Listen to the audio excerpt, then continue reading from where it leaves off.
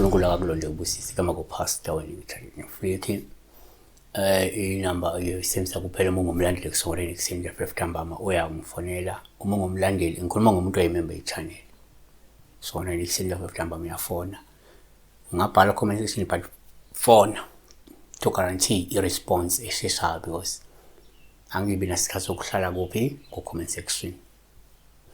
Sibheka ulondeka ubheka ukuthi ngicela ubuza ukuthi isikhova masingena endlini sikuhlasela.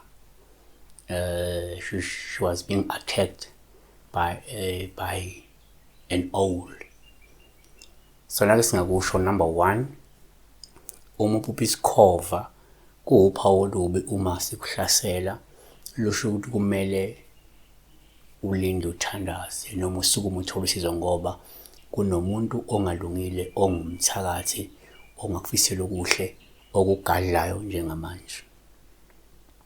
Okay, omunye ngayibheka ngalendlela. Number 2, kwesinye isikhathi uma uphupha isikhova ngawuphawu olubi uma sikuhlasela oselikhomba ukuthi kumele uqaphele noma ukhuleke ngamandla ngoba uhlaselwa imimoya emibi yobumnyama. Kuyenzeka ukuthi uhlaba kusiki bayakuloya kodwa ube nje nethuba lokuthi ngesikhathi ulele ebusuku kwaba nalemimoya ezulazulayo yobumnyama usugcina uhlaseleke uyabona.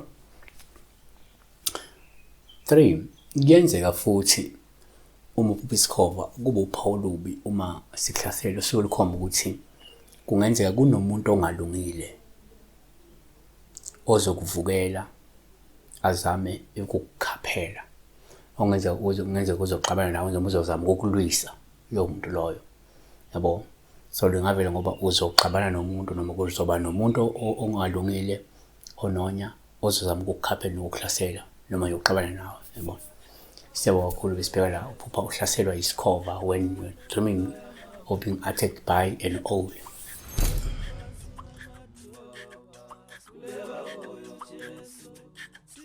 Siwe ni pansi na matuyo